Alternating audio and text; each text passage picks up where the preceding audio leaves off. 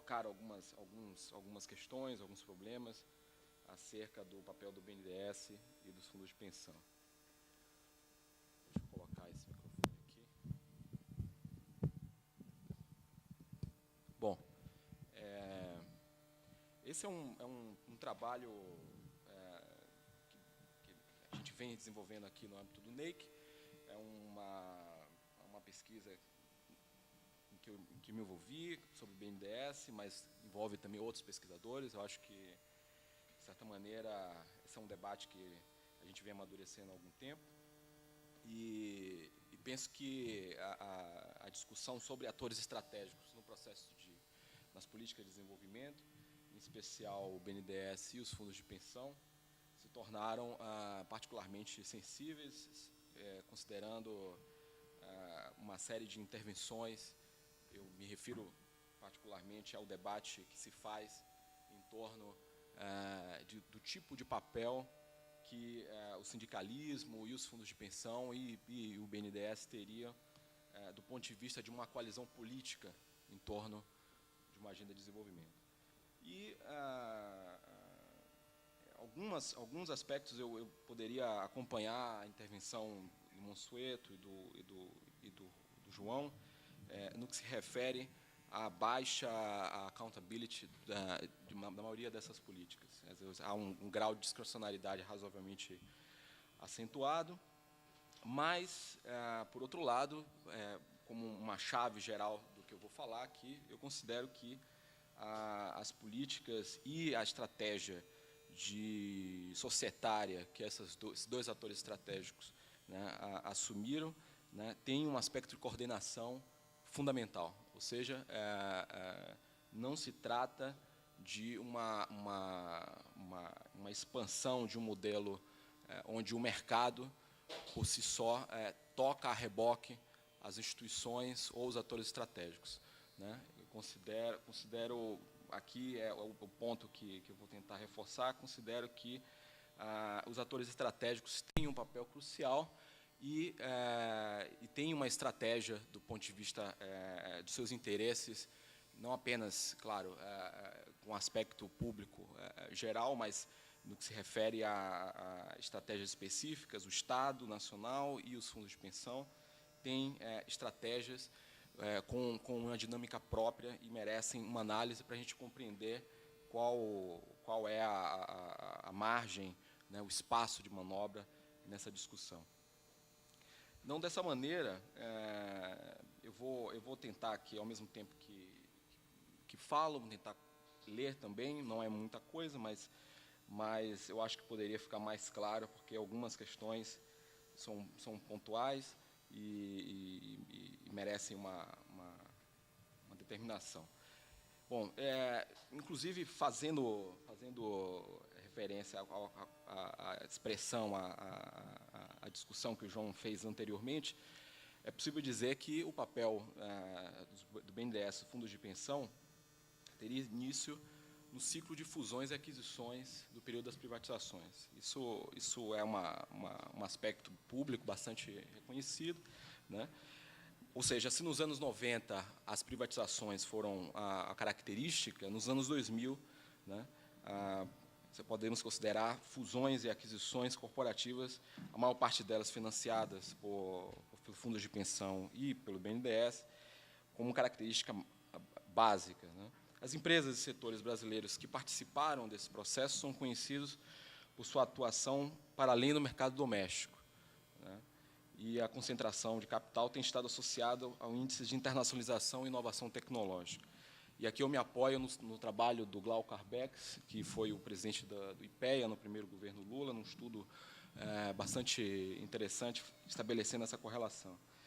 A crise financeira de 2008 tornou mais aguda essa tendência. Aí eu acho que tem um aspecto conjuntural que merece ser separado nessa discussão. Para evitar a recessão decorrente da escassez de crédito internacional, os bancos públicos retomaram a liderança na oferta de crédito doméstico por meio de uma série de políticas anticíclicas, atuando agressivamente na reestruturação acionária de diversos setores industriais, seja promovendo fusões, aquisições de empresas que haviam se endividado com derivativos, aí tem uma dimensão particular, e no que se refere, pelo menos, ao setor de alimentos e papel celulose, seja financiando a compra de ativos no exterior, ou seja, também dando suporte para que esses setores internacionalizados, ou seja, que mais exportos, né, têm atuação no exterior, pudessem comprar empresas também no exterior. Nesse contexto, o BNDES foi um ator-chave, como já foi dito aqui, entre 2008 e 2010, o banco conseguiu levantar do Tesouro Nacional mais de 180 bilhões para empregar em políticas de crédito anticíclica, e desde então vem adotando uma agressiva estratégia de concentração acionária de setores internacionalizados da indústria brasileira. Esse processo contribuiu para concentrar o setor de alimentos, já falou aqui da JBS, setor petroquímico, a Braskem é hoje uma empresa cuja sociedade é formada pela Odebrecht e Petrobras, né? Majoritariamente Odebrecht. A Perdigão Sadia é também uma fusão decorrente da crise dos derivativos, apoiada e articulada principalmente pela Previ e BNDES, além do caso da telefonia da Oi BRT, que é anterior, mas que poderia se encaixar no mesmo processo, no mesmo panorama. Para entender esse processo decisório que desencadeou esse modelo de reestruturação acionária e seus possíveis desdobramentos para o conjunto da sociedade, é necessário incorporar um arcabouço teórico e conceitual que identifique as instituições e atores chaves desse processo. A teoria de validade do capitalismo e suas variantes associadas à compreensão da governança corporativa podem ser de grande utilidade para entender a reestruturação corporativa brasileira e o papel dos bancos públicos.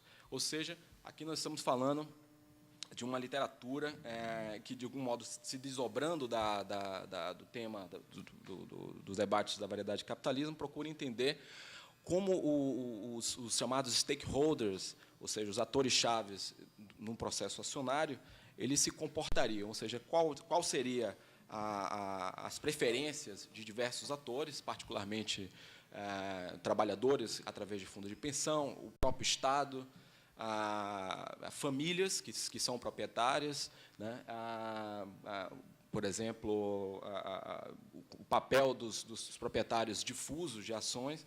Portanto, cada um desses atores teriam, né, expectativas e horizontes de ação distintos. Portanto, num plano da interação, eles estabeleceriam uma espécie de coordenação que poderia variar de acordo com o cenário.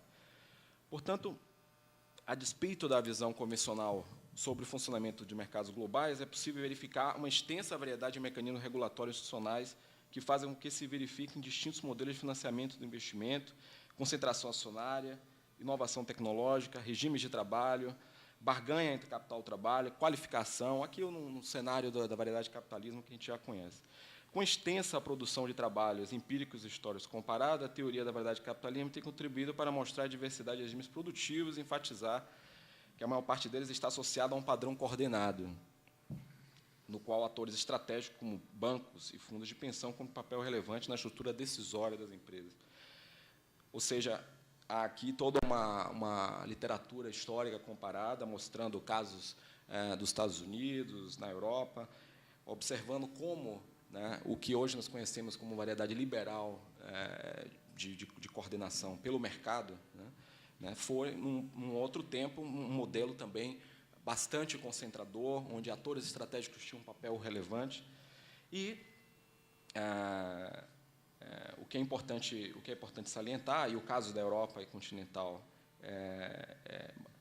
e do Japão, né, demonstram claramente isso, que os regimes produtivos, nesse contexto de coordenação, são caracterizados pela presença dos chamados stakeholders, que são os atores estratégicos, cuja capacidade de coordenação permite que eles complementem institucionalmente com outras variáveis.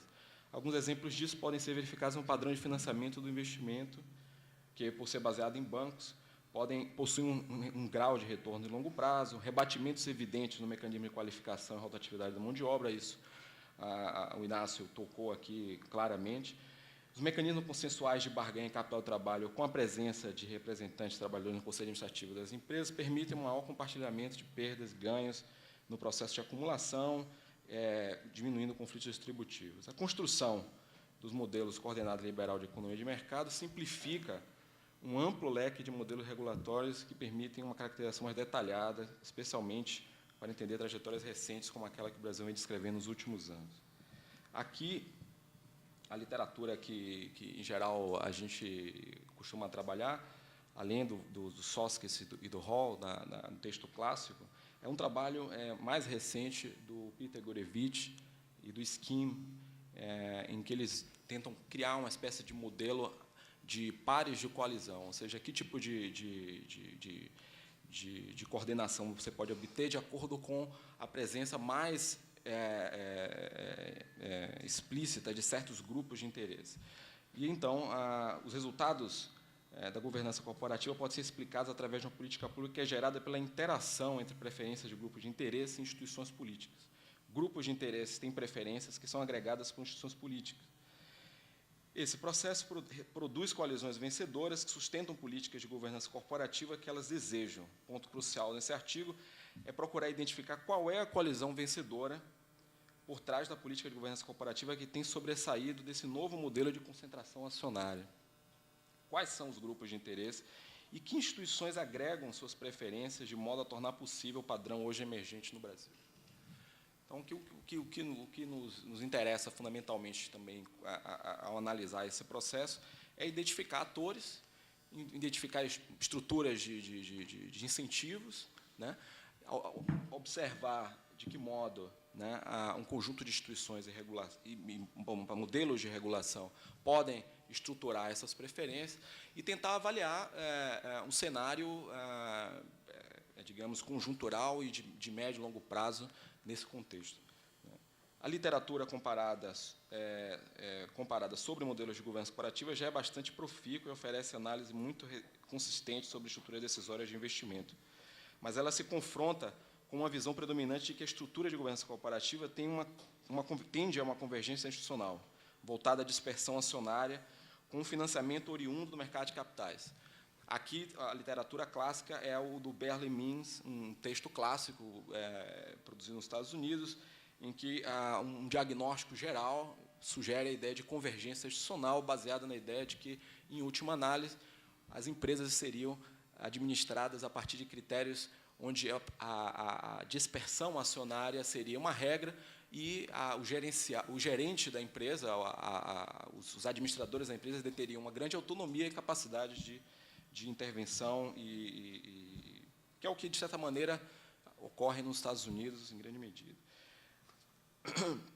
Contudo, aí é a questão fundamental, talvez as análises mais recentes, análises empíricas mais sofisticadas, têm desmentido essa imagem de um modelo convergente, orientado para a dispersão acionária, e demonstrado que ainda é corrente o modelo de concentração acionária, no qual o Estado, através de bancos públicos e ou controle direto, famílias, grandes grupos acionários, ainda se posicionam como atores estratégicos relevantes. Aqui estou me referindo a um trabalho de 99, um estudo comparado sobre estrutura acionária no mundo, do Rafael Laporta, Florencio Lopes Solanes e André Scheffer, um trabalho muito importante nessa discussão.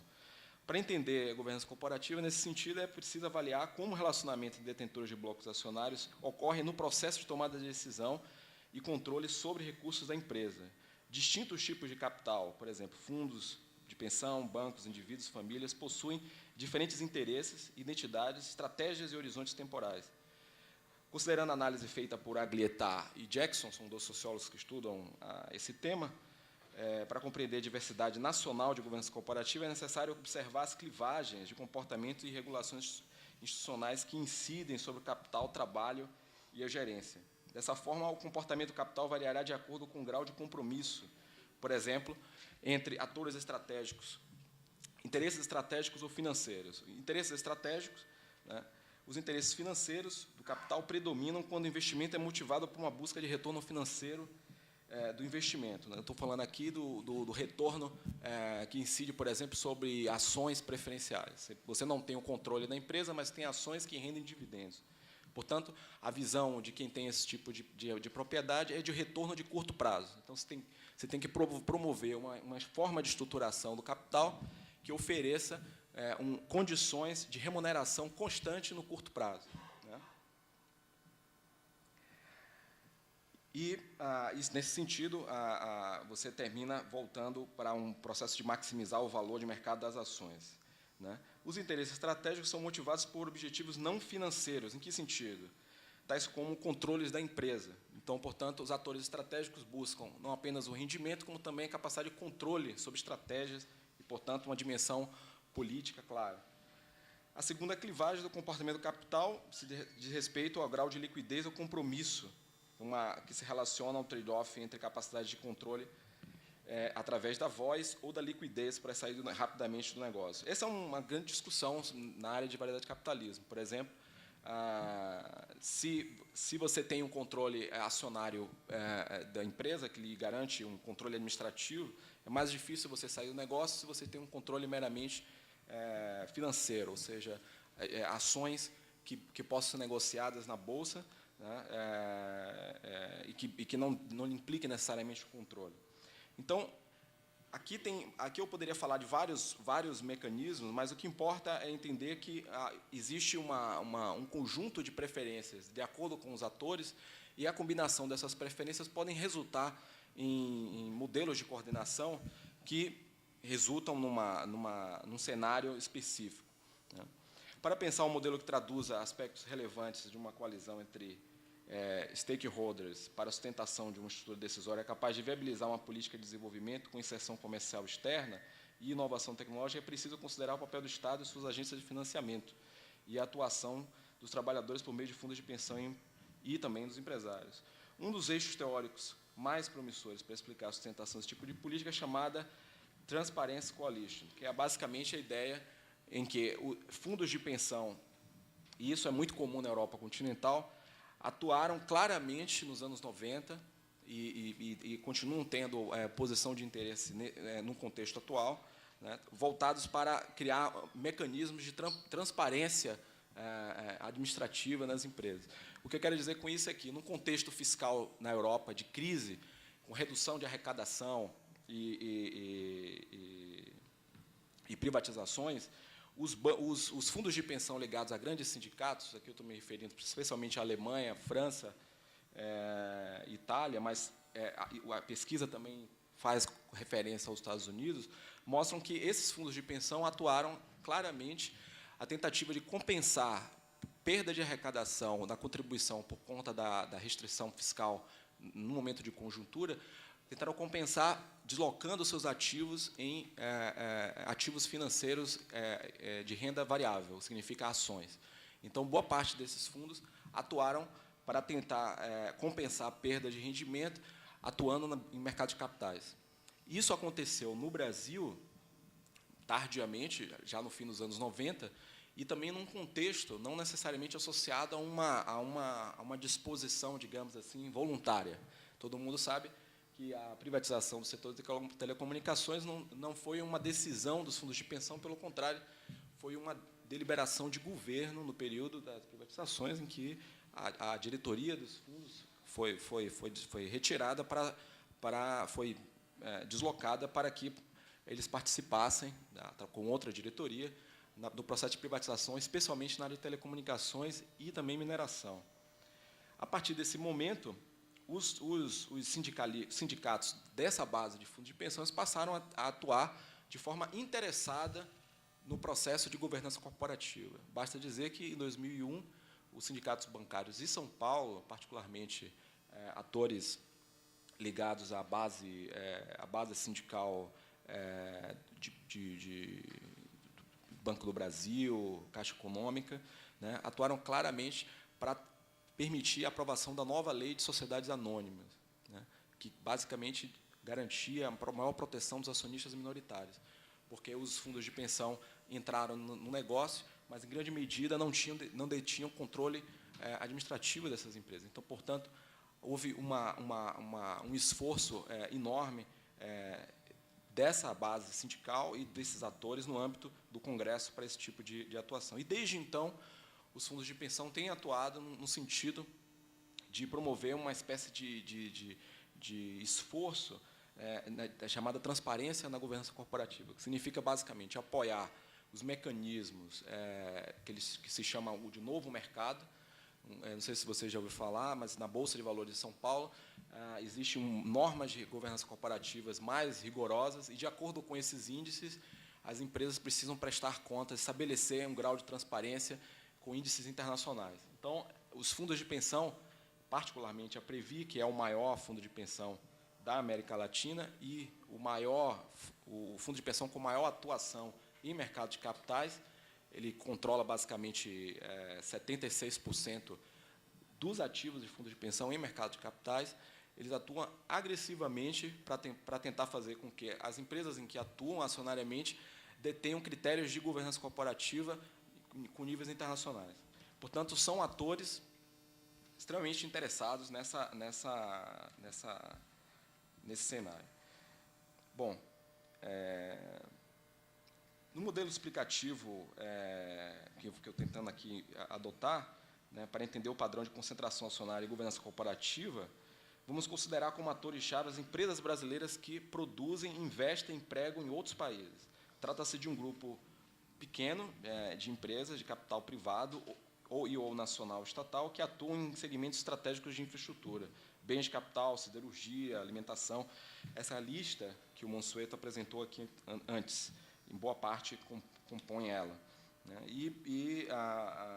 Basicamente, aqui eu selecionei 24 empresas que, de algum modo, representariam essa atuação.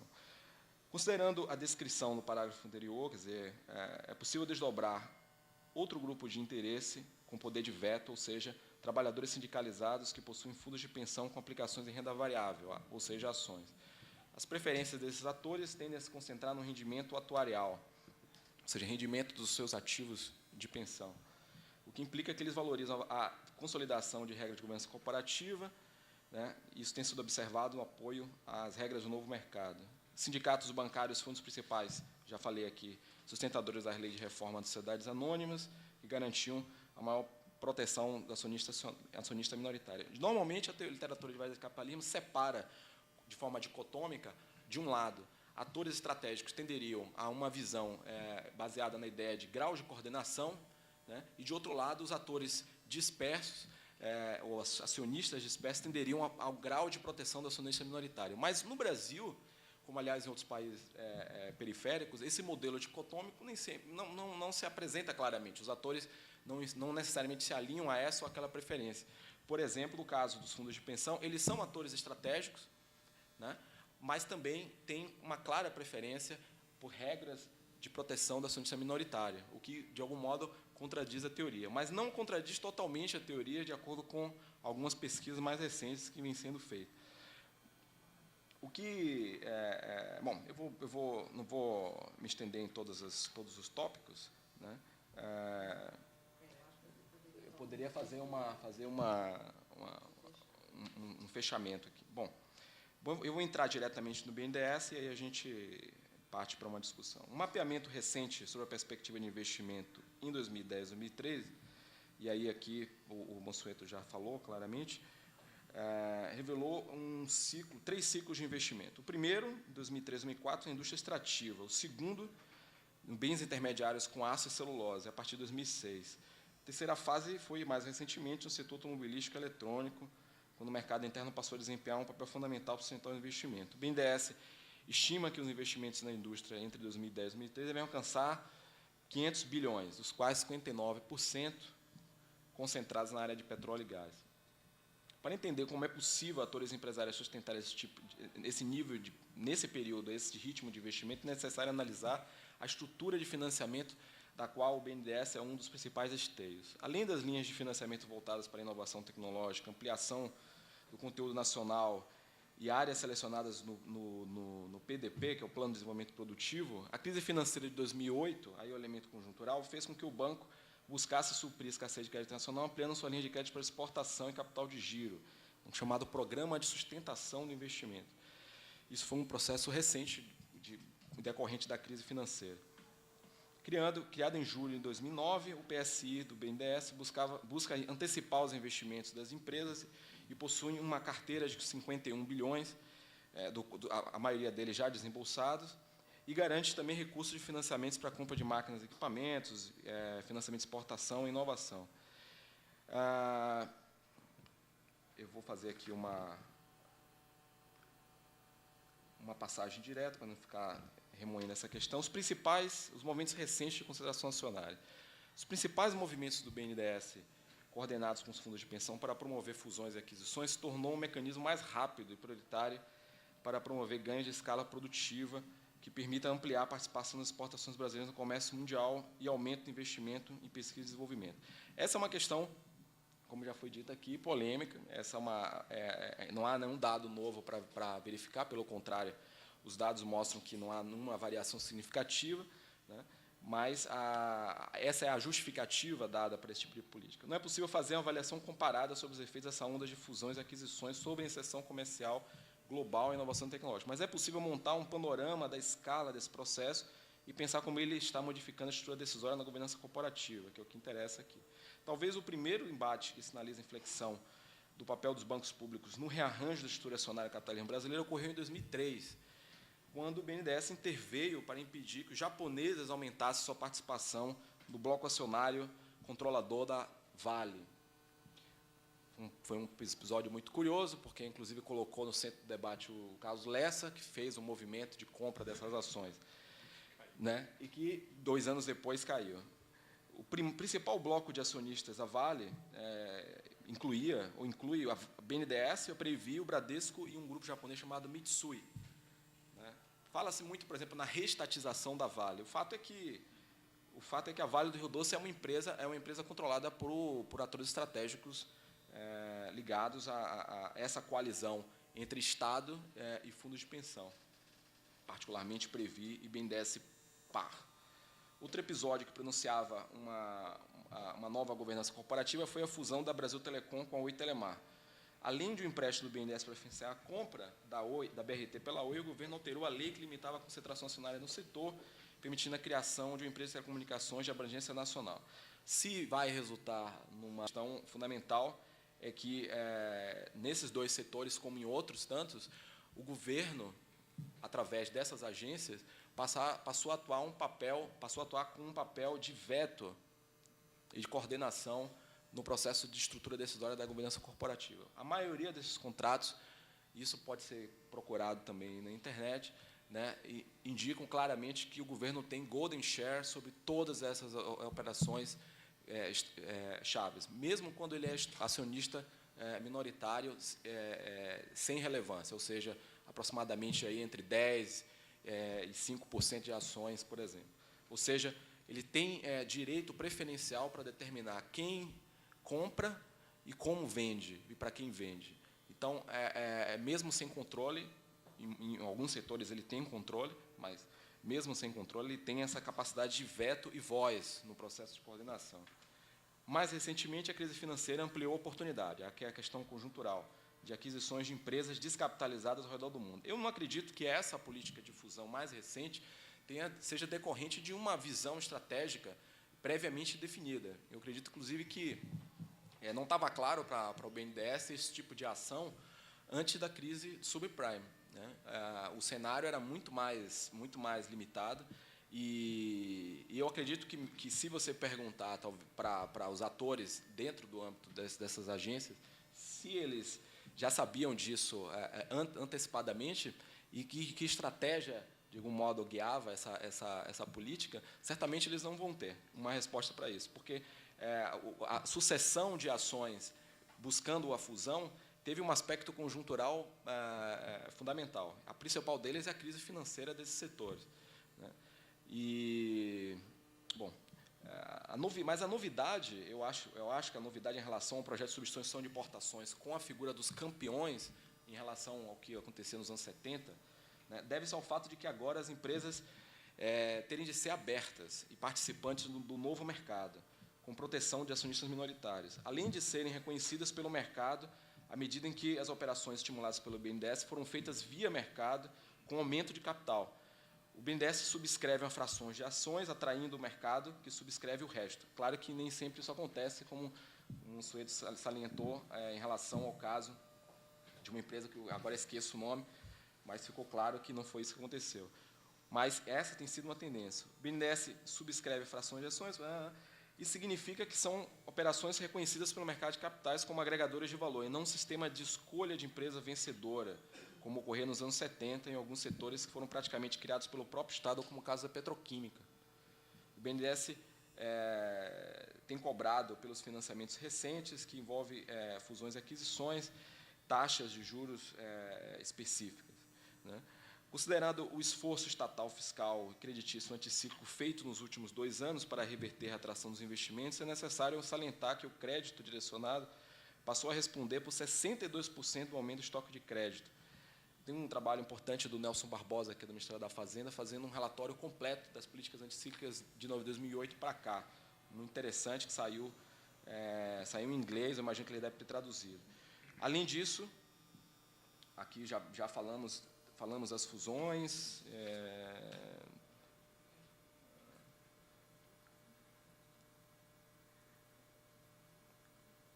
Sim, e para concluir, eu vou fazer um breve comentário sobre os chamados atores estratégicos na Bolsa. Numa pesquisa realizada pela levantamento para identificar quem são os principais donos de ações no Brasil, e identificou 20 atores com mais de 5% de participação em empresas listadas na Bolsa. Como haviam destacado anteriormente, o papel dos atores estratégicos ainda é relevante para entender a estrutura decisória da governança corporativa. Nesse grupo de atores, esse grupo de atores controla 30% das companhias listadas na Bolsa. Nesse contexto, é relevante ressaltar que a União, Estados e o BNDES-PA controlam sozinho 15% do valor de mercado da Bolsa. Mesmo considerando a onda de privatização dos anos 90, a concentração acionária do poder público não foi reduzida, na medida em que as empresas de capital misto mantiveram importantes altas, o que preservou a participação do setor público. Dentro do arcabouço, o BNDES-PAR, que é o braço de participações, que é a empresa de participações do BNDES, aparece como um maior investidor por número de empresas, detendo ativos de 37 delas. E o segundo maior é a Previ, né, que concentra a maior parte desses investimentos. O fato que eu procurei salientar com algum detalhe aqui nesse trabalho é que esses dois atores estratégicos cumprem um papel crucial nessa estratégia de internacionalização, e o ponto-chave que eu gostaria de salientar é que existe, sim, através do processo de detenção de uma parcela dessas ações, uma capacidade de poder de veto acerca de determinadas políticas. Ou seja, é verdade que o governo pensa a questão dos investimentos na área de infraestrutura, na concentração, do ponto de vista macroeconômico, muitas vezes associada à ideia de balanço fiscal geral. Então, o que pode ser feito para reduzir a vulnerabilidade no que se refere a controle da inflação, por exemplo? Então, ele trabalha com a ideia de que, se você aumenta a taxa de investimento, obviamente você pode ganhar margem de manobra e pensar numa política monetária mais suave, né? E falta exatamente pensar os pontos dos efeitos, digamos, dessas políticas mais gerais para o conjunto da sociedade. Mas o fato é que essa estratégia ela tem um aspecto coordenado altamente indutor, ou seja, não se trata nesse sentido, não se trata de um movimento para entregar o ouro, no sentido, vamos abrir e, dessa forma, você não tem uma estratégia de internacionalização clara a respeito disso. Então, eu acho que há aí uma necessidade ainda de entender como os atores têm se comportado. Me parece que os fundos de pensão entraram nessa história claramente voltados para uma dimensão de proteção dos ativos que lhes interessa defender, e, de outro lado, atuam estrategicamente, coordenadamente, com outras esferas estratégicas, como o BNDES. Portanto, há aí uma dimensão de um projeto de economia política, vamos dizer assim, pensar o desenvolvimento a partir desse projeto. Quer dizer, sempre que esses movimentos de reestruturação acionária ocorrem, a Previ e o BNDES entram e montam uma estratégia a partir dessa visão, e é preciso entender, então, de maneira mais detalhada, essas preferências, o comportamento desses atores, para que a gente possa entender, do ponto de vista de um horizonte temporal mais largo, né, como essa trajetória vai acabar, ou seja, como ela vai mudar a face do capitalismo brasileiro, tal como nós conhecíamos. É isso. Mas, antes de passar para o público, eu gostaria de fazer apenas uma observação. Achei interessante que há pontos de convergência entre as três exposições, mas há também pontos discordantes. Por exemplo, pela minha leitura, a apresentação do Mansueto enfatiza o papel de um Estado ativo que conseguiu, efetivamente, desencadear uma política industrial relativamente dinâmica, um Estado que tem uma agenda pública basicamente desenvolvimentista, embora, por outro lado, isso esteja sendo feito de uma maneira não muito consistente, com uma série de contradições. Porém, pela minha leitura, Mansueto, você me diga se eu estou enganada, nessa sua apresentação, o Estado tem alguma capacidade de coordenação e tem algum grau de autonomia, sim. Depende um pouco de melhorar o grau de eficiência de alguns órgãos que são estratégicos para a condução desse processo. Na exposição do João Roberto Lopes, que, enfim, eu acho que a intenção dele é muito mais de realmente levantar questões, e é um texto provocativo, aparece um Estado ativo, porém com um baixo grau de autonomia, e até mesmo capturado pela dinâmica dos interesses dos grandes conglomerados. Essa é a minha leitura. Na exposição do Carlos Henrique, eu vejo um Estado que tem algum projeto de capitalismo que está sustentado por uma determinada coalizão conformada, digamos assim, formada por alguns atores estratégicos, não só o BNDES, mas eu acho que outros, por exemplo, os fundos de pensão e outros que não foram citados na exposição dele. Mas esse Estado, ele não é um simples instrumento do mercado. Ele tem um papel indutor, ele tem um papel de coordenação, ele tem um poder de veto e por aí vai. Então, eu vejo, por trás das exposições, distintas formas de percepção do papel do Estado no Brasil atualmente. Isso apenas para passar para vocês a minha visão acerca dessas três exposições. Quer dizer, apenas no que diz respeito ao papel do Estado, o que ele representa em relação à sociedade, aos grupos econômicos, aos interesses econômicos, ao mercado, etc. Mas, enfim, eu não quero ficar falando muito e passaria a palavra para vocês.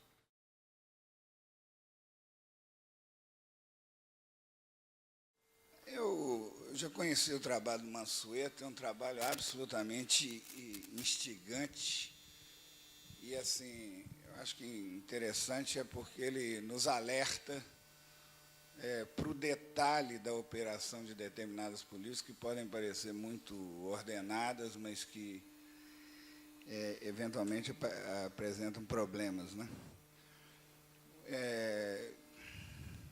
A intervenção do João, que insistiu muito nesse ponto da transparência, e você que comenta mais, enfim, estou de acordo com o diagnóstico dele, mas o que eu queria falar é o seguinte: é inegável que a gente observa nos últimos anos uma mudança do papel do BNDES em relação àquele que ele desempenhou na década de 90. Isso eu acredito que os três teriam consenso aqui. Se você for pegar a carteira do BNDES no final dos anos 90, ele está muito pouco orientado para o investimento produtivo. Tanto é que chegou a se cogitar de acabar com o banco. Teve uma época que se cogitou de acabar com o banco. Então, esse é um registro importante, que ele voltou a ser um instrumento de política industrial, seja ela regressiva, digamos assim, seja ela inconsistente, ele voltou a ter um papel de política industrial. Agora, lendo os documentos da política industrial, eu não acho que é tão inconsistente com os objetivos. Pode ser que, do ponto de vista econômico, eu não sou economista, seja uma furada, mas não é inconsistente com os objetivos. Veja bem, tanto o plano plurianual de 2003, quanto a PITS e depois a PDP, falam o seguinte, que nós temos que reforçar a exportação para sustentar um ciclo de crescimento duradouro, para evitar aquele stop and go permanente do desenvolvimentinho, que a gente crescia, tinha um colapso, né, nas contas externas e parava de crescer. Nós temos a oportunidade agora de não ter colapso algum nas contas externas até pelo menos 2030, pelo papel importante e decisivo que vai ter o petróleo aí. E aí nós somos competitivos, aí pega lá a PDP, setores que são, para ganhar liderança, todos eles são setores baseados em recursos naturais, à exceção do aeronáutico, né? E no corpo da política se fala que nós temos que ter ganho de escala, que não sei o quê, para poder ser competitivo no plano internacional, né? Agora, o problema é que esse modelo, ao mesmo tempo, essa possibilidade, essa janela de oportunidade de evitar as situações que a gente vivia no passado, ao mesmo tempo que nos dá um alento, nos coloca diante de um risco monumental, porque aí nós vamos ter a pressão do câmbio, o barateamento. Você pega, tem linha de financiamento no BNDES para todos os setores, revitaliza 9 bilhões para calçado, couro, têxtil, que não sei o quê. Tem o pró-aeronáutica, tem pró-tudo. Nós voltamos pró-farma, pró não sei o quê. Agora, se o ambiente macroeconômico não muda minimamente, essas políticas têm pouco impacto na competitividade das empresas, né? A ideia de ter um campeão também na área dos TIC, que é a Oi, que, aliás, eu tenho Oi, o funcionamento é um horror, mas, né, o funcionamento é um erro, é um campeão, mas você tem uma lógica nesse negócio, né? Eu tenho porque eu sou nacionalista, eu não aguento o negócio.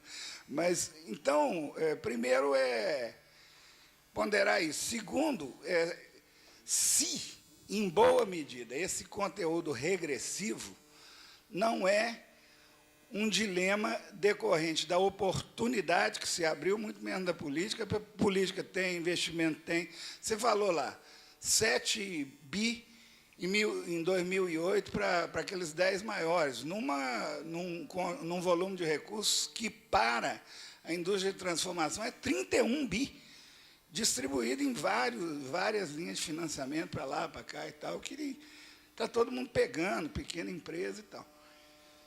Então, o problema todo é que, bom, contrapartida e transparência, aí não tem dúvida, isso tem que realmente agregar a política. Se isso não agregar, não dá o resultado esperado. O sujeito põe a mão no bolso, faz um investimento que não tem inovação ou que não tem impacto ambiental positivo ou qualquer coisa positiva, e nós vamos. Então, isso tem que agregar. Eu acho que a contribuição mais importante desse seminário e do seu trabalho, o seu não conhecia, para a formulação, né, coletiva no Brasil da política industrial, que essas duas coisas têm que ter, transparência e contrapartida. Agora, eu estou insistindo que tem que ter um pouco mais. Tem que ter a utilização de alguns instrumentos que, no ambiente liberal brasileiro, dentro daquilo que eu estava falando hoje de manhã, reduzam um pouco mais a incerteza. Então, você veja só, na PDP, apenas 5% das medidas se refere a compras do governo. E é onde ela funcionou. de acordo com relação ao negócio do estaleiro. Foi bom renascer, mas não precisava tanto. Mas 17 estaleiros é muito. Mas é melhor errar por aí, depois fechar alguns, do que não ter nenhum. Né? Mas tem um impacto importante na indústria farmacêutica, que estava quase morta e, de repente, renasceu. As compras do Ministério da Saúde. Né? Então, é isso que me parece... Você colocou que é errar, acertar. É nesse sentido que eu estou entendendo essa discussão. Entende? Nós tivemos um processo de retomada de um papel positivo do BNDES na política industrial, mas, de fato, ele tem que ser ajustado com essas... algumas mudanças institucionais envolvem, transparência envolve até algumas mudanças institucionais, e está calibrado com outras dimensões da política. Ligando um pouco as duas mesas, e a questão de accountability, de transparência, que o Inácio falou, eu acredito que, no que isso foi tocado, não foi lembrado os esforços e as mudanças que as empresas fazem constantemente a esse respeito, que não são simplesmente para inglês ver. Né? Então, quer dizer, pode não captar toda a sociedade civil, ter problemas de biodiversidade, etc., mas existe um esforço concertado de pequenas, médias e grandes empresas, de grandes, médias, pequenas, grandes e médias, pelo menos, nesse sentido. Quer dizer, na busca do caminho, acredito que exista estudo, pesquisa, e vejo isso bastante bem. E um exemplo é o da Previ. A Previ exige e procura empresas que tenham práticas de governança corporativa, isso é critério de investimento, atuações em responsabilidade social, para compor sua carteira no sentido da sustentabilidade. Então, eu só queria falar que, a despeito de todos os problemas e tudo mais, há um esforço surpreendente, no meu ponto de vista, quer dizer, considerando o passado predatório do capitalismo e dos capitalistas, nesse sentido, no Brasil, com um razoável... O caso da Previ é muito, muito claro nesse sentido, e outros empreendimentos também levam bastante isso em conta. As apresentações foram muito boas, assim, diferente um pouco do que ele entendeu, eu vi 3 interpretações absolutamente distintas. Né? E, assim, o Mansueto falou que defende política industrial, mas todos os seus dados são, quer dizer, nos induzem a crer de que a política industrial no Brasil é muito falha. Né? Quer dizer, então, como você falou no início, até a sua preocupação, que você era chamado por aqueles que não, enfim, que não acreditavam na política industrial como para palestrante, e está coberto de razão.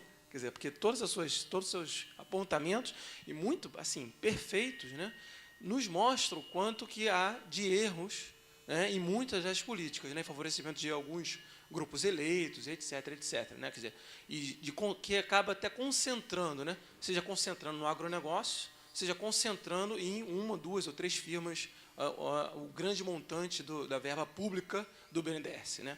Quer dizer, se estamos discutindo, portanto, um novo modelo de desenvolvimento, né, para o país, aí eu acho que a questão que o João Roberto traz é fundamental. Né? Quer dizer, acho muito importante, que é a questão da transparência. Se você pôde fazer essa excelente palestra para a gente, trazendo ali os dados de 2008, né, do setor privado que o BNDES investiu, a gente não tem acesso, quer dizer, o BNDES não é meu objeto de estudo, mas, pelo que vocês falaram, a gente não tem acesso aos anos anteriores do setor privado. E isso é importante ter.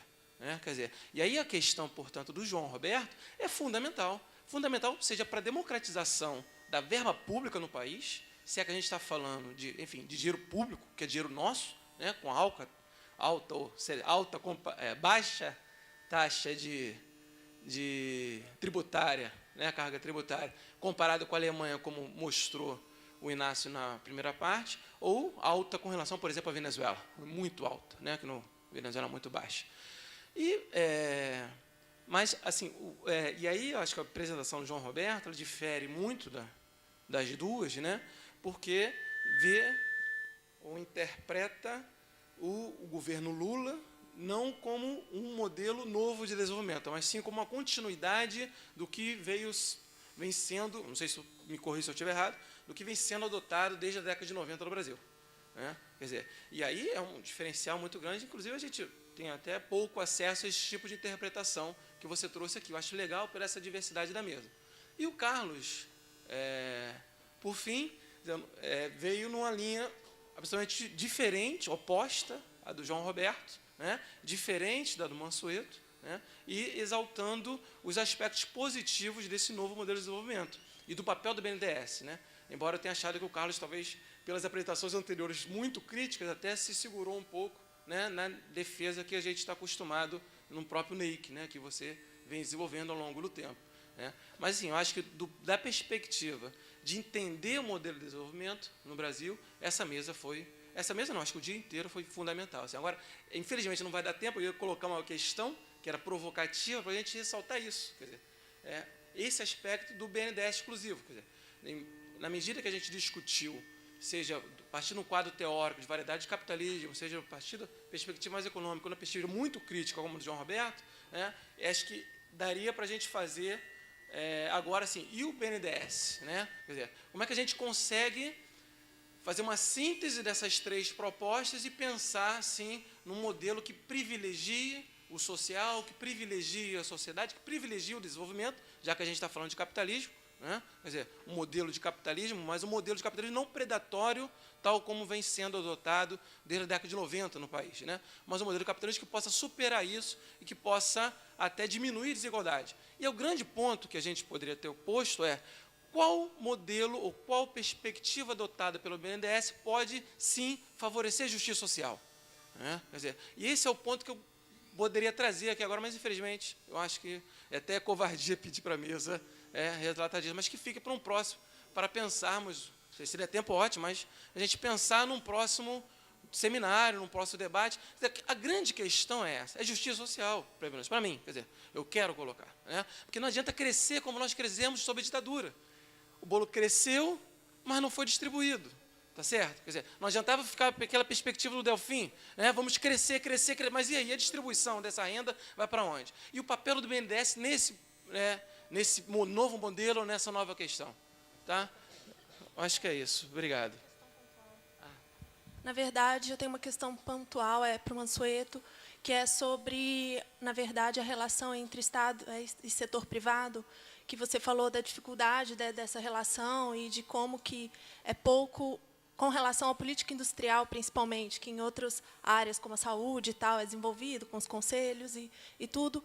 E no documento, no relatório de avaliação de 1 ano do PDP, eles mencionam, o governo menciona, eu não me lembro ao certo nome, mas as câmaras ou comitês setoriais que são criados em cada setor para discutir, para o empresariado e o governo discutir essas metas e acompanhar essas metas. E eu gostaria de saber se você sabe sobre o funcionamento desses comitês, se eles têm sido efetivos ou não, ou se tem sido só uma proposta do governo no papel. É isso.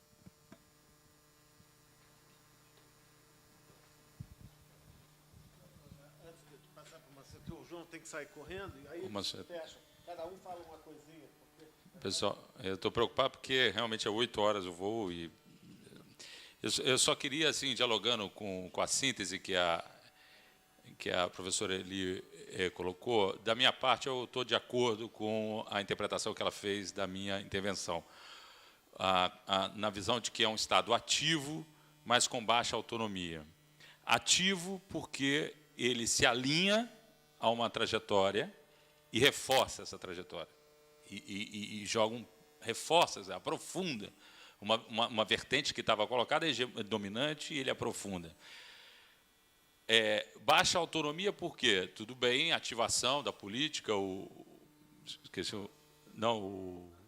Inácio colocou, quer dizer, a diversificação, tem pró isso, pró aquilo, não sei o quê. Agora, qual é o tamanho disso no orçamento do banco?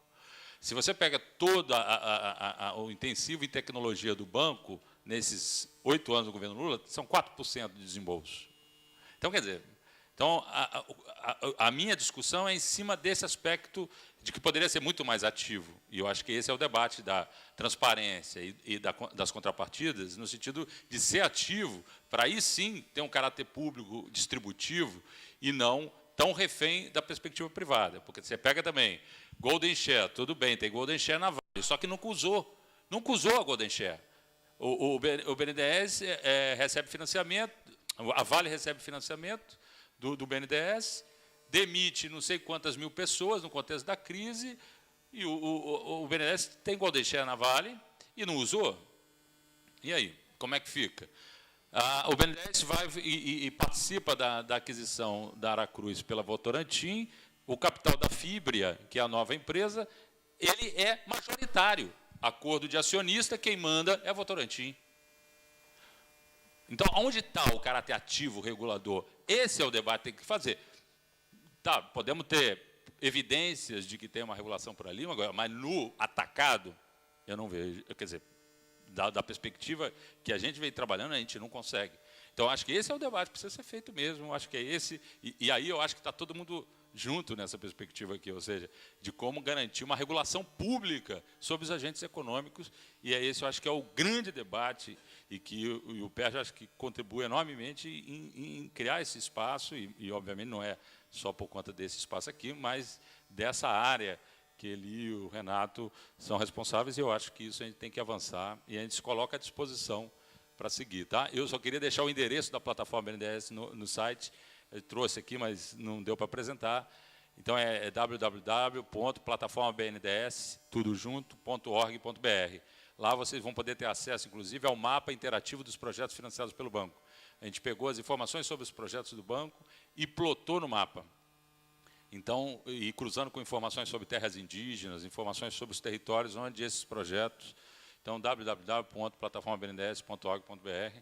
Peço desculpas, agradeço muito e gostaria de me desculpar particularmente com os membros da mesa aqui, que eu não vou poder ouvir, mas né, conto aí com vocês também para a gente seguir nessa discussão. Obrigado. Eu vou fazer 2 comentários bem rápidos, um sobre os conselhos. Eu falei isso no BNDES e eles me falaram que funcionava, mas realmente não estava muito efetivo. Só que o funcionamento, por exemplo, eu fui na internet procurar as atas das reuniões desse conselho, não encontrei. Então, aí no BNDES, realmente, ainda não é, a gente tem que organizar, não tem ata. Então, assim, é uma coisa muito superficial, né? E, para minha surpresa, há 3 semanas atrás, eu estava conversando com o pessoal do governo, o seguinte, quando a PDP, isso, Inácio, eu quero até saber se vocês... uma pessoa do governo falou o seguinte, quando a PDP foi lançada, em maio de 2008, o mandato dos membros do Conselho de Desenvolvimento Industrial, que é o mecanismo de coordenação da PDP, estava terminando. E até hoje não foi renovado o mandato de ninguém, nem... Hã?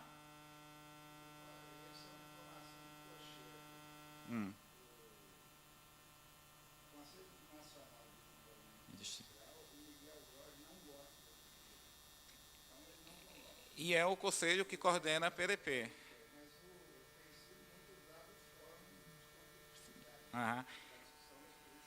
Então, quer dizer, mas a gente não sabe assim, o que é que sai dessas reuniões. Então, está faltando isso que está faltando. Então, eu acho assim, a gente tem que estimular, tem que ir exatamente nessa direção. Por exemplo, resgatar umas discussões maiores do Conselhão de Desenvolvimento Econômico e Social. A gente tem que resgatar aquilo. Assim, foi criado, a ideia é muito boa.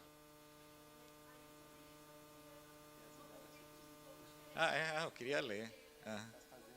Mas é bom saber isso, porque é mais um fator para a gente torná-lo mais forte, que eu acho que o caminho é por aí. Se a gente levar todas essas discussões, esse debate para o Conselhão, eu acho que a gente ganha, que é um mecanismo transparente. Aí ninguém pode falar assim, entendeu? Porque o que eu acho que a não transparência, inclusive, coloca o BNDES no canto. Para minha surpresa, quando eu fui fazer essa palestra do BNDES, eles me falaram, não é bem assim. Quando o Gerdau pede um empréstimo, eu sento com o Gerdau aqui, eu discuto coisas do projeto, eu faço contrapartida. Aí eu falei, vocês fazem isso com todas as empresas? Quase todas. Aí eu perguntei, com quem vocês não fazem? Com a Petrobras. Eu disse, por quê? Ele disse, não, porque com a Petrobras o projeto já vem definido, a gente não tem poder de negociação. Porque que é que eu não tenho poder de negociação com a Petrobras e o BNDES? Mas o BNDES, por outro lado, tem uma coisa de autonomia que é interessante. Talvez vocês não saibam, mas está tendo um problema muito sério com o Belo Monte no BNDES. Não sei se isso é bom. Eu sei muita coisa em off. Quer dizer, isso é ruim eu saber coisa em off. Porque eu queria saber a coisa, entendeu, pública. Mas muitas das coisas que eu sei de política industrial, às vezes, vem de copo de cerveja. A gente bebendo em bar e as pessoas, claro, falam, gostam de falar, como técnico a gente discute. Ideia para o novo comercial de cerveja. Mas um dos problemas...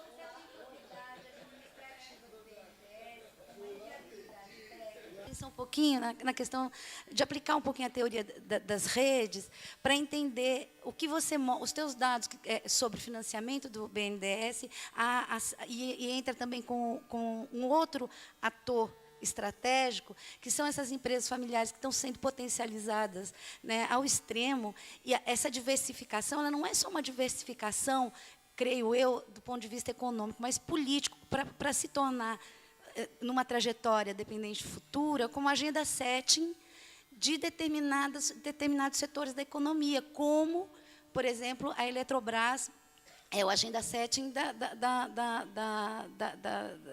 matriz energética brasileira. Então, eu fico me perguntando, por exemplo, nessas questões de financiamento, né, por que uma determinada regulação ambiental não é aplicada a um banco, no caso aí da improbidade, ele vai utilizar numa coisa que certamente os custos vão ser maiores, não, né? O BNDES tem um poder muito maior de entrar nessa agenda ambiental e trabalhista, que é muito mais fácil você controlar e pedir contrapartida. O problema de Belo Monte está sendo travado, por incrível que pareça, por um erro da Lei de Responsabilidade Fiscal. Quando foi feita a Lei de Responsabilidade Fiscal, você queria controlar o endividamento das estatais olhando para o SERPRO.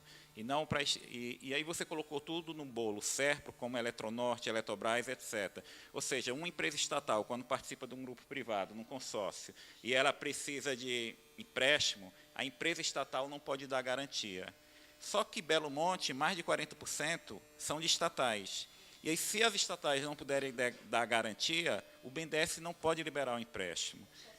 E aí, o que foi feito? O departamento jurídico do BNDES produziu uma nota interna e falou o seguinte: a gente não assina um empréstimo para Belo Monte enquanto não se mudar a lei de responsabilidade fiscal.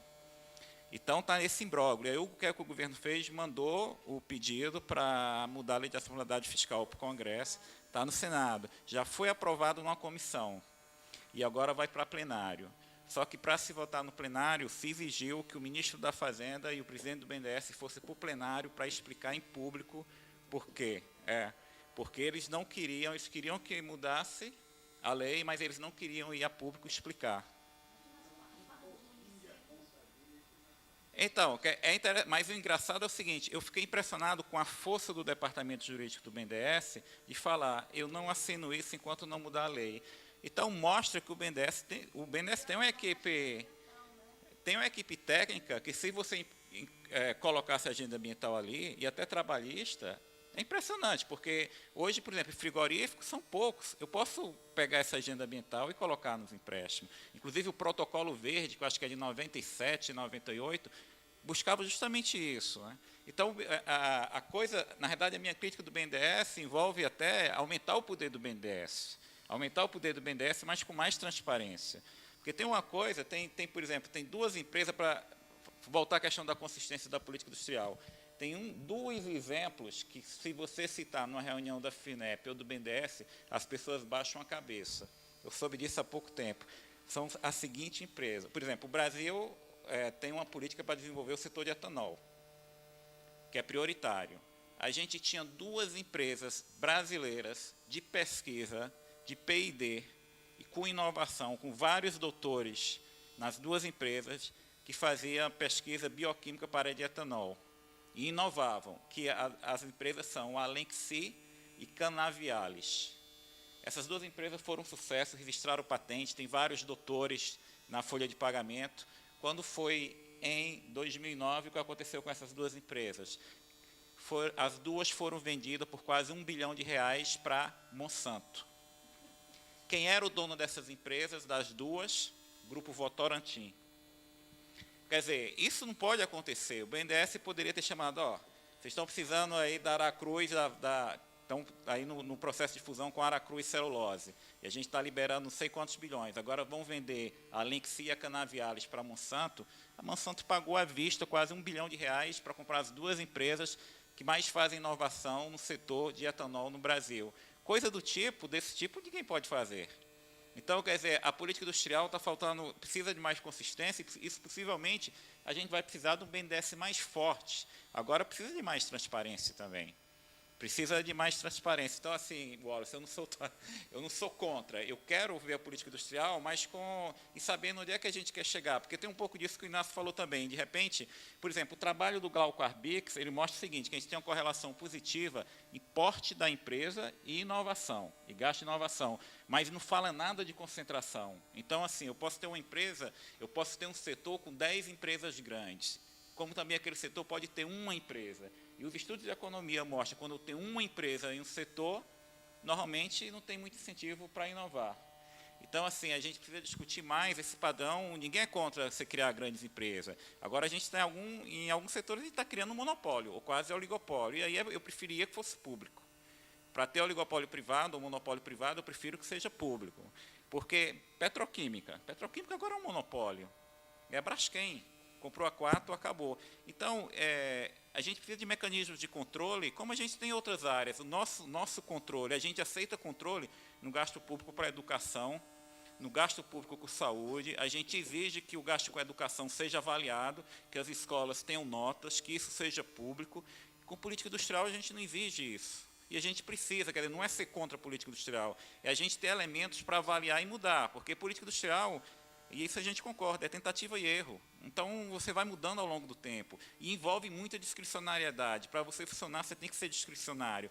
Mas a forma de você dar a figura, enfim, a organicidade e ser claro para poder ter o debate é sendo mais transparente.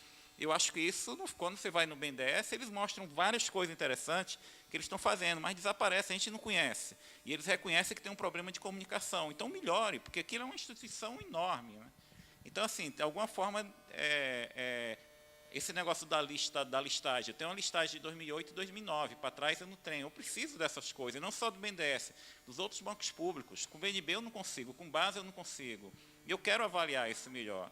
Em 2007, eu estava conversando com o diretor do BNB, e ele me falou o seguinte, que ele estava envergonhado, eu falei, por quê? Ele disse, não, sabe qual foi o nosso maior empréstimo em 2007? Disse, não, para quem foi? Foi para Claro, na Bahia. Banco de Desenvolvimento, BNB, Banco de Desenvolvimento do Nordeste. Então, a gente precisa saber melhor esses critérios, e não é acabar com a instituição. Eu acho que a gente converge muito grande, porque eu concordo também com o ponto que o Carlos falou. A nossa estrutura acionária tem essa coisa do novo mercado que dá mais transparência, mas, ao mesmo tempo, a estrutura acionária é controlada pelos grupos, às vezes, até minoritário.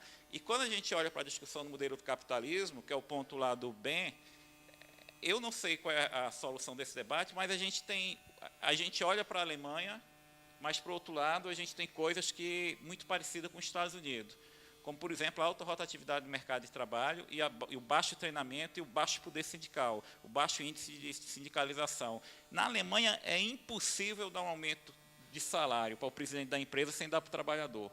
E o trabalhador ele participa do Conselho de Administração da Alemanha e ele tem poder de veto.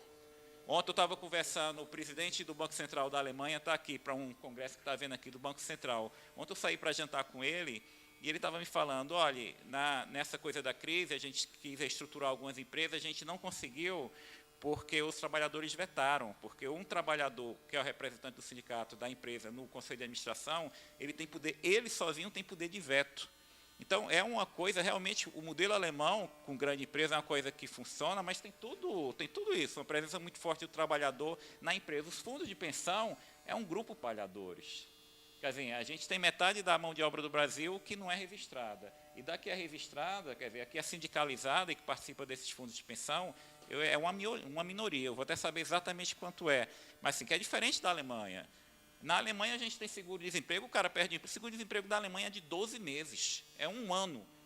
A licença maternidade da Alemanha é 1 ano remunerado e o segundo ano sem remuneração. Você pode tirar 2 anos de licença maternidade. Você tem um modelo que é concentrador, mas tem uma série de benefícios, porque a estrutura tributária lá é muito progressiva.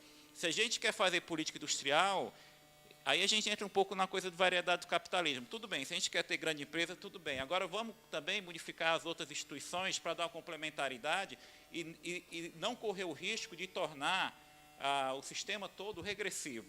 Então, quando teve a crise no ano passado e o BNDES quis exigir da Embraer que não colocasse ninguém para fora, eu primeiro achei um absurdo. A Alemanha fez isso.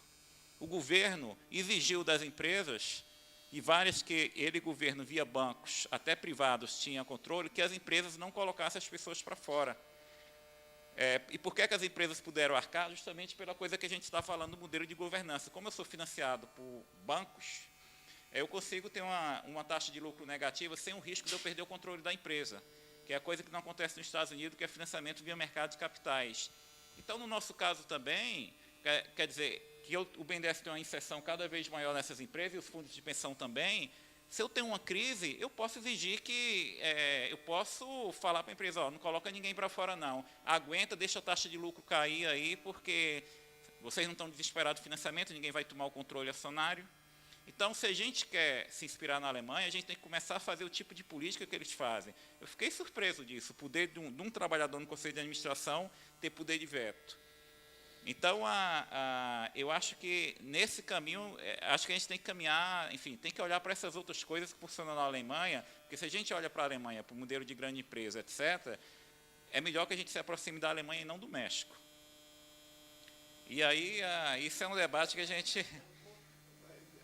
Para a gente entender esse modelo mais recente, né, primeiro tem que observar um aspecto conjuntural. Eu acho que alguns movimentos de 2 anos para cá têm um aspecto conjuntural claro que não estava previsto, né? Uma série por exemplo, essas empresas que faliram e sofreram fusões, como Sadia, Aracruz, por causa dos derivativos, isso aí tem um aspecto conjuntural chave. Mas o importante, me parece, que entender essa estratégia de concentração com baixa responsabilização e accountability, é necessário entender quem são os atores cruciais, os atores estratégicos que estão se mobilizando. Então, acho que a análise que precisa ser feita, né, além de um julgamento acerca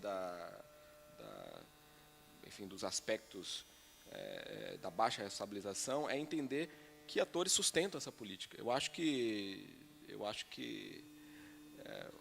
entender como essas coalizões se formam é a contribuição que, pelo menos, a política pode dar para entender a política no sentido da policy, né? No sentido do que o Gurevitch fala. Para entender a policy, você tem que entender a coalizão entre a política no varejo, digamos assim. E eu penso que essa é uma questão crucial, se a gente quer entender. Eu acho que, por exemplo, o problema da responsabilização e da baixa transparência do BNDES tem a ver com um pouco com a história do BNDES, né? E tem a ver também com a questão do conflito, né, que o BNDES e o governo sofrem por conta dessas macropolíticas. Quer dizer, o problema dos pontos de veto, quer dizer, de todo modo, o governo busca isolar essas instâncias de regulação e decisão na área de financiamento e crédito. Quer dizer, procurou sempre isolar essas instituições, e as decisões são tomadas quase que a toque de caixa. Então, realmente não há um debate no âmbito do Congresso, algo desse tipo. Mas isso aí tem a ver também com a forma como essas instituições são historicamente consolidadas e criadas, ou seja, como elas se posicionam em relação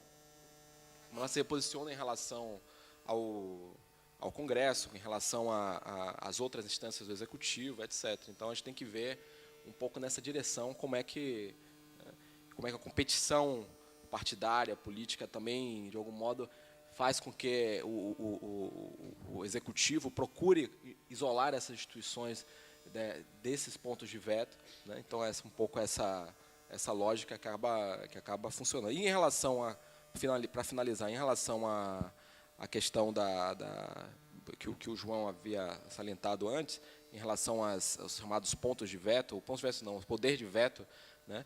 E, de fato, em relação ao emprego, em relação à questão ambiental, é um problema. O BNDES faz indicações acerca da necessidade de controlar, né? A Previ, eu acho que é mais eficiente em relação a essa questão de política de responsabilidade, etc.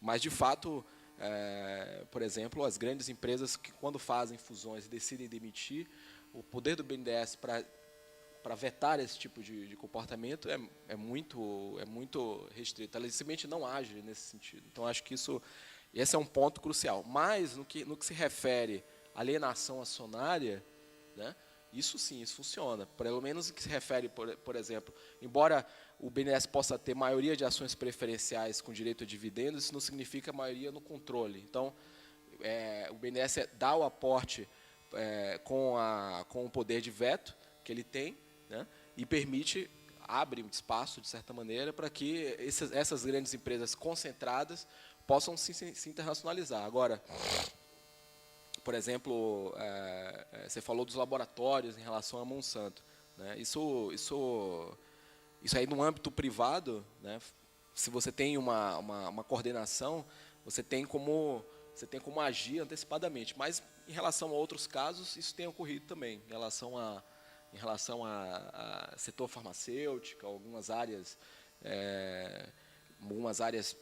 na área de commodities, pelo menos. O banco tem sempre se antecipado para evitar que essas empresas sejam alienadas nesse sentido. Então, né? Mas, enfim, Renato já está aqui.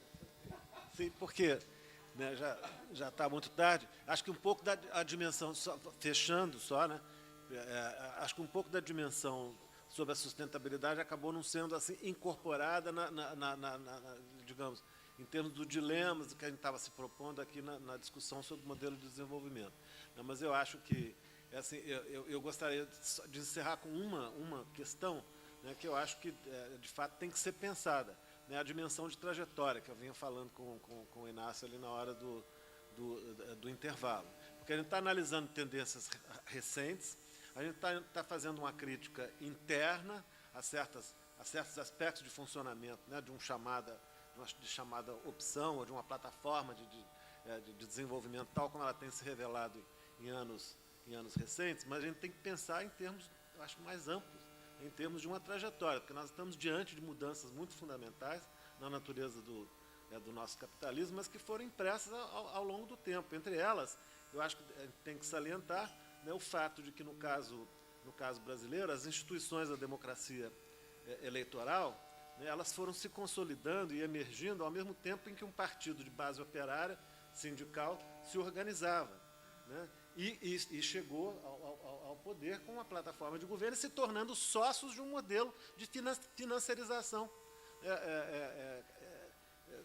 de uma modalidade de capitalismo inserida, por sua vez, né, nos circuitos globalizados. Então, a gente tem que pensar isso. E nós estamos falando de desenvolvimento capitalista, né, de uma modalidade de desenvolvimento capitalista, não é de outra coisa que nós estamos falando.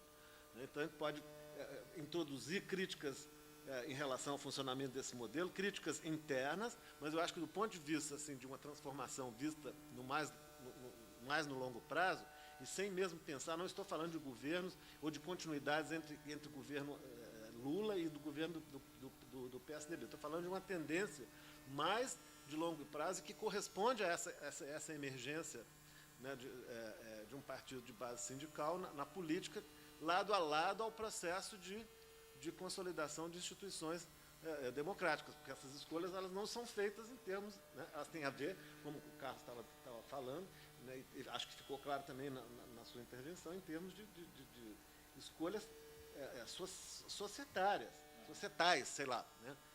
Você estava salientando isso e eu achei muito interessante no final da sua fala. Acho que tem que repisar esse aspecto, né? São certas coisas, né, que a sociedade quer, na sua maioria, né?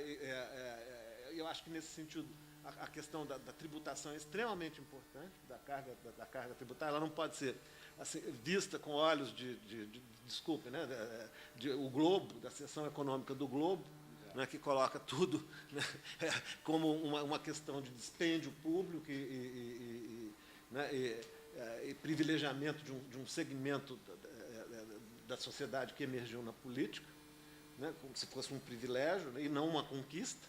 Né. Então, eu acho que a gente tem que ver no longo prazo, né, esta mudança fundamental na natureza do capitalismo, porque lado a lado também a essa emergência corresponde também novas formas de relacionamento Estado e sociedade que tem a ver com a possibilidade de transparência, com a possibilidade de controle em diversos órgãos e até mesmo na natureza da composição do Estado, né, que passa em suas posições decisórias de mais alto nível a burocracia a ser composta por elementos dessa classe sindical, né, que passa a ter interesses no funcionamento.